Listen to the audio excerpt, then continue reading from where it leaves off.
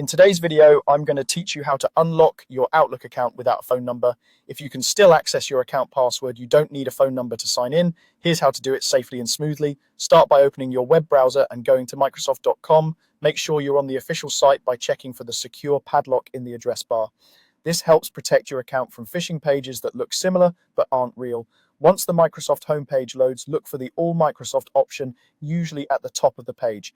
Click it to open the full list of Microsoft services. From there, choose Outlook. That will take you to the Outlook homepage where you can access your email.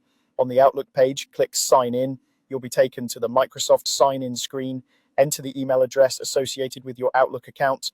Be sure to type it exactly as it's registered on your account. After that, instead of using a phone number or an authenticator code, click on Other Ways to Sign In. This is the key step that lets you move away from phone-based verification. From the options that appear, choose the Use Password option. This tells Microsoft that you want to sign in with your account password instead of a text message or a phone call.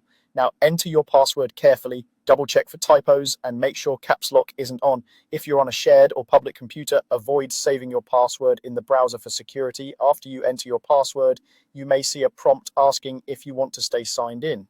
If you're on your personal device and you're the only one who uses it, staying signed in can save time. If you're on a shared or public device, choose not to stay signed in to keep your account secure. That's it, you've signed into Outlook without using a phone number by selecting the password sign-in method.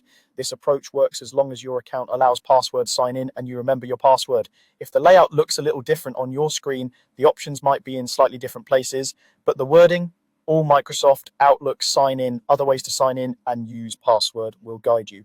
Thanks for watching, and if this helped you access your Outlook account without a phone number, don't forget to like and subscribe for more straightforward tutorials.